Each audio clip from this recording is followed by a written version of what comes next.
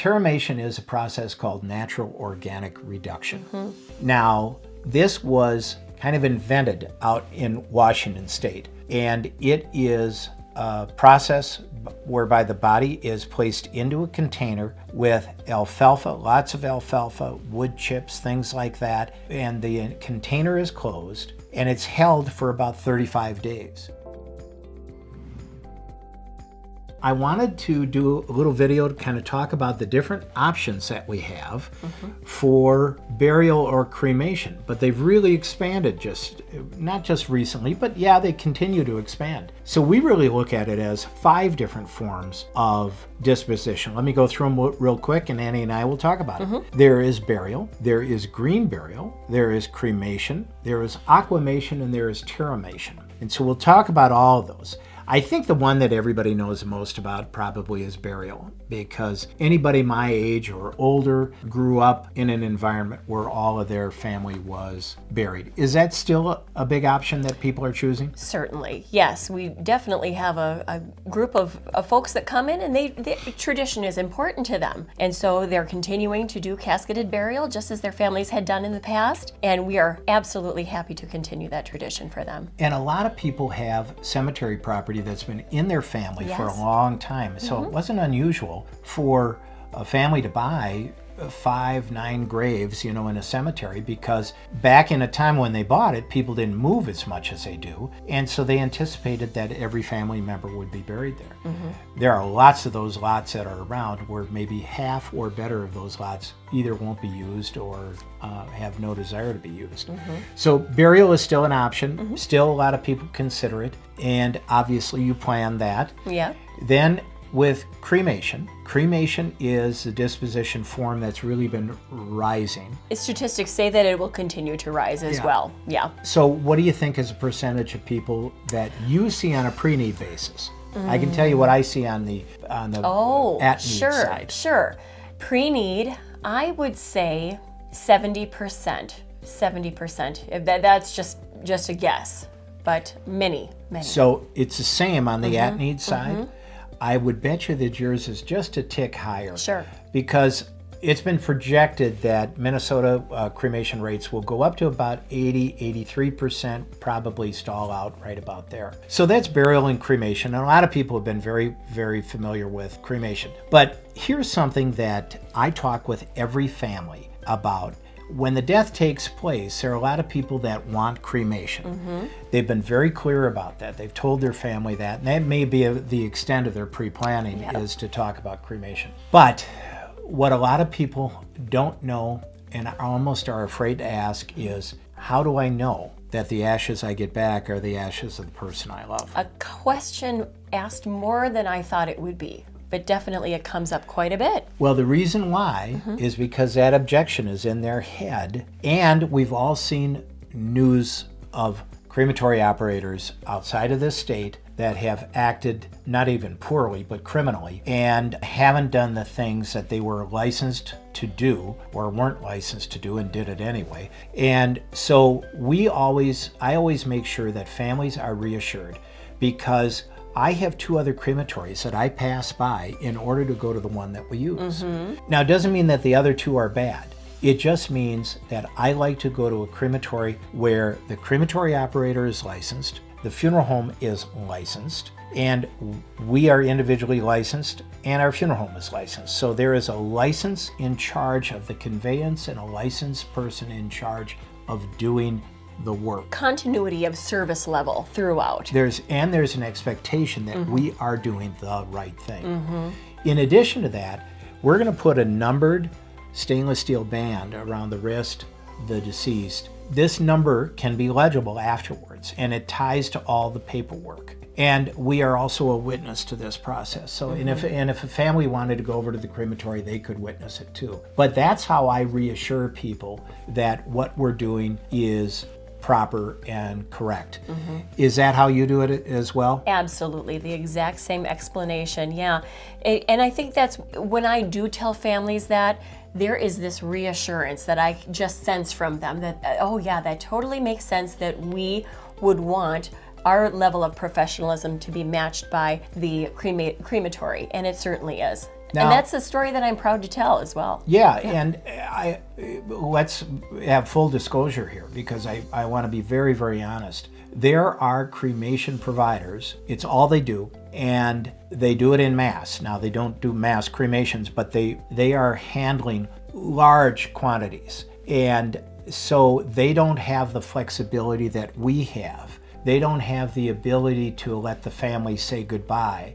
They don't have the ability, and many times, to even meet with a family. They do it online, or they do it by Zoom, something like that. In something like this, where you're trusting somebody else with the body of somebody that you love, you need to have a high level of trust. Absolutely. You really do. Now, these other places, and I don't want to denigrate them, but quite honestly, they're more engineered towards factory, and we're not. We are engineered towards the family. And relationships. It has always been about that. Absolutely. My parents were very strong about that. That's how they built the business, and that's how I continue to run it. I'm glad you see it that way too. So we want to make sure that everybody that comes to us, choosing whatever disposition they want, is getting what they expected, and is understanding that we have the professionalism and the reputation to deliver it the way that they expect. So that's burial and cremation. So let's talk about aquamation, or alkaline hydrolysis. Or water cremation. There's so many different ways to spell it. Yeah, it's new. This is something, actually it's not that new. It was started at the Mayo Clinic many years ago for their Body Bequest program. And so, if the Mayo Clinic is doing it, it's top notch. So it's a way for people that are a little bit more environmentally conscious to take care of the disposition of their body. It's a wonderful process, I think, and it's what I would choose myself also. The body is put into a stainless steel vessel. The vessel is then filled with 95% water and 5% alkaline solution. It is warmed up and then circulated around the body, and in the course of several hours, the soft tissue and muscle is dissolved, and then what remains is the bone, which is very similar to flame cremation as well. But non-destructive. Non-destructive, yes. And as a result, 20% more cremains come back to the family when all is said and done. The bone is then taken out after the first process is done. The bone is taken out, dried, and then it is processed into a fine powder that looks very similar to that of flame cremation, although it's much more white. It's much more fine, and like I said, 20% more comes back to the family. Yeah, it almost has a consistency of like a sugar or a coarse ground flour. Is very much like that. So the ashes that we get back are really not ashes. They are the things in our body that cannot be consumed by either alkaline hydrolysis or flame, and that is the bones. And they are processed so that individual bones aren't able to be decipherable. And there's a good reason for that, because people do scatter ashes. You don't want to have distinguishable bones out there that might be scattered. In addition to that, a lot of people have had hip replacements, knee replacements, things like that. Yes. What happens to all that? Oh, I get lots of questions about that. Yeah, and it's a good question too. The extra body parts that we have within us, those are removed not before. Someone asked me the other day, is that taken out before cremation happens? No, it is not. It's left in the body. And then after cremation takes place, after alkaline hydrolysis takes place in this example, which we're talking about, those parts then are just sort of there, and they're recycled. They are recycled ultimately. They're sent off to a medical recycler, and because again, those parts are individually numbered to the patient. You don't want that out there. But alkaline hydrolysis has taken on a great deal of interest, and especially with you, because you're explaining this to people who are choosing it for themselves. And so of the people that are choosing cremation or that kind of disposition, how many people want alkaline hydrolysis and how many people want regular flame cremation? Probably 50%. Yeah, it's unbelievable. It's quite a lot. And quite the remarkable thing too, I think, is a lot of people come to meet with me and they have never heard of water cremation before. So it's just remarkable that after the story is told, a lot of folks say, oh yeah, well, I've been recycling all of my life. I care for the environment. I want to leave this world a better place. And this is sort of like your last act on earth, is to do something that's environmentally sustainable. Well, and a lot of people have different reasons for it. I met with a person who I know who is facing their own death, and they want cremation, but they don't like flame. Yes. I said, there is an option that we can offer to you. And she was very, very happy to have that option. She doesn't want burial. She wants to be cremated, but just a little different twist with the alkaline hydrolysis. Conversely, I met with someone, a couple last week actually, and she said, oh, I don't like water. When I was explaining alkaline hydrolysis to her, she said, I do not like water. And I've gotten that in the past, but she said, however, my grandson said, Grandma, have you heard about this water cremation? And he taught her all about it, and she wants it now because the grandson said, I think that's pretty cool. So she's gonna do it. These are fascinating conversations that we get to be a witness to. Yeah. They really are. Yeah. And it's big conversations to have. it is a big, and for a grandson to have that with grandma. I know, I love it. That's amazing. So that takes care of burial, cremation, and alkaline hydrolysis or aquamation. So there's green burial. Now, we just started a new brand a couple of years ago called Intera Green Burial by Mueller Memorial. And Intera looks at all of the options that are less intrusive to the environment, more green in its componentry, and one of them is green burial. So explain the very strictest sense of green burial. The most, I suppose, pure form of green burial that we could talk about is when the body is put into the ground with no embalming, no vault, and we do work with several cemeteries that can make this happen. It has been such a popular option for folks. I am just astounded and really encouraged by all the folks that are looking at this. So yes, the body is put into a basket, a carrier with a shroud on it, or there is something that looks very much like a traditional casket, but it's made out of wood. The bottom line is that everything has to be Degrades. degradable. Yep. Yes, that's right. So the body is put directly into the ground. A hole is dug, and at one of the cemeteries, dug by hand actually, by the cemeterians that work out there. So the environmental impact is very minimal. Body goes into the ground, the grave is then covered. In some cases, it can be just natural prairie that's on top of that grave, which is really, really cool. And it's remarkable how many people are very interested in that, so much so that the cemeteries that we work with are really scrambling to add more properties because it's such a wonderful form of disposition. Everything old is new again. Yes, truly. Because the truth is, this is how we took care of our dead prior to the Civil War.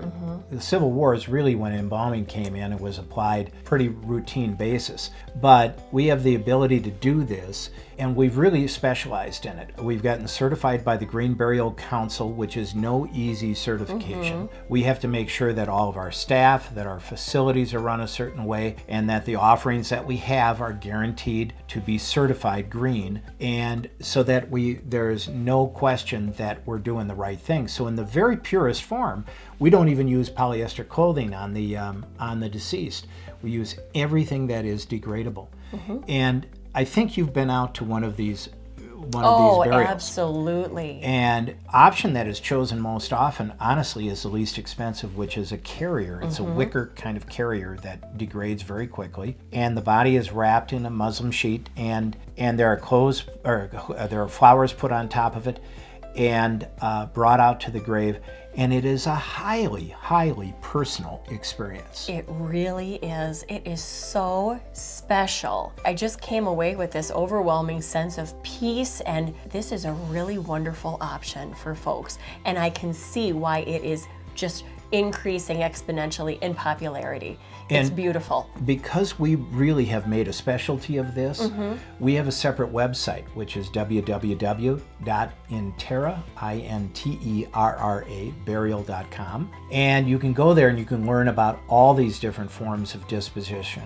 And we specialize in it so much that we are going 100 miles outside of our city to take care of people because they appreciate our willingness to provide the kind of options that they want to have. Absolutely. And as you often say, our license works in the state of Minnesota. It works everywhere. Not just in White Bear Lake and East St. Paul, it works everywhere. So we're happy to take care of those families. That brings us to the last form of disposition is cremation. Terramation is a very new term that a lot of people are not aware of, but you're probably going to become more aware of it in the state of Minnesota. Terramation is a process called natural organic reduction. Now, this was kind of invented out in Washington State, and it is a process whereby the body is placed into a container with alfalfa, lots of alfalfa, wood chips, things like that, and the container is closed and it's held for about 35 days. During that 35 days, the temperature in there is kind of regulated, but there's no heat that's pumped into it. There's no chemicals. There's no electronic intervention at all. It is all naturally reducing. Your body is kind of waiting to decompose. It is. It's that gut biome that just goes into production and takes care of it. And it happens pretty quickly after death, which is why we came up with embalming. For a lot of people, they like this idea of when they are totally reduced, they are reduced to a compost, to a nutrient-rich compost. The same that you would go to a flower and garden center and you buy compost, it really is indistinguishable in my eyes. Now, there are very few providers of this, and there are 3 providers in the state of Washington, and I have looked into all 3 of them, and we have aligned with one. And it doesn't make the others bad. Again, it just means that we have our faith in this, so much so that I've sent all the staff out there. Well, yes, all of us have gone out. It was fascinating. And really, you go out there with a healthy dose of skepticism, but once you see the facility and the engineering that has gone and the thought and the resources, it is... And the people behind it. Well, that's just it. Yeah. Yes, you're absolutely right. That's a huge thing. The team is fantastic. You come away just with no questions in your mind that this is a wonderful, wonderful way to take care of the body when all is said and done. So the company that we use is called Return Home. We know all the people there. They know all of us because all of our staff, including Annie and our office manager, have been out there because there is no greater way to learn than to actually go there. And we have helped, we're the only funeral home in the state of Minnesota, we've helped 7 families go through this process. And the people who choose this are enthusiastic about it. Oh, yes, absolutely. They are very enthusiastic about it. And we have a package price that includes all this, including shipment out to Washington, which is, and I don't want to shoot myself in the foot, but which is less expensive than a burial here in the state. So it's less expensive even with the air freight out to Seattle. Very, very green option because there's virtually no energy used. The heat that's generated in this container is actually generated by the body itself and by the decomposition. It's just managed. Yeah. And it's managed by air that comes in there. There's no smell. It's an amazing, amazing process. And because of that, Taylor, your sister, who works on our staff, was very, very involved in getting the legislature to approve it. And it's been approved for Minnesota, and it will be available, it'll be legally available here July of 2025.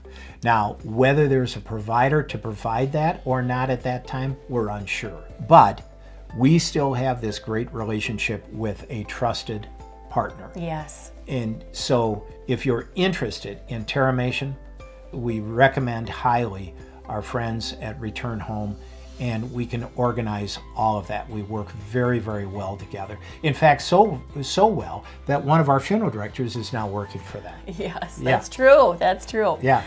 And it's got folks that are watching might wonder, what happens with all that compost? How much compost is left when all is said and done, and what do you do with it? So there's about 230 pounds of compost that is left.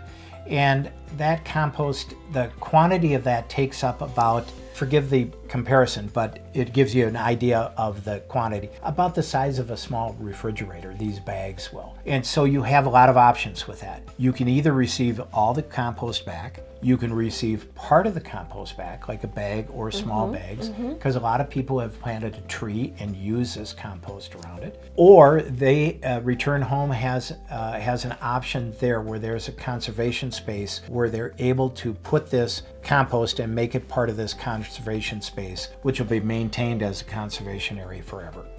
And so there are a lot of good options. Yeah. But the people that I've dealt with that want this, it just resonates with them because they say, I just want to become a tree when I die. Yeah.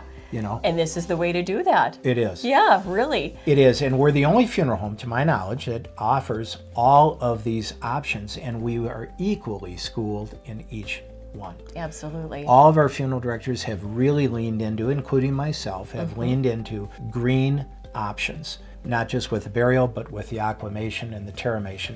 And we think we are offering the most comprehensive set of disposition choices that you can have in the state of Minnesota. And I think it's important for people to have as much choice as they can. Absolutely. Individualism is the name of the game, isn't it? Everyone has their own story. Everyone comes with their own values and traditions, and we want to be able to accommodate folks wherever they are in life, and we're happy to do that. It's wonderful to be able to offer all those options to folks that come to us. So it's come around quite a distance, because when I first got into the profession, everybody who died was embalmed and was buried in a cemetery. Very, very few cremation, maybe 2%. Now the cremation rate is going to be approaching 75%, and we have these other options that we didn't even think of. Yes. Didn't even think of back then. There are some interesting things to consider when they meet with you. Absolutely. And so a great place to start is go to our website at terraburial.com.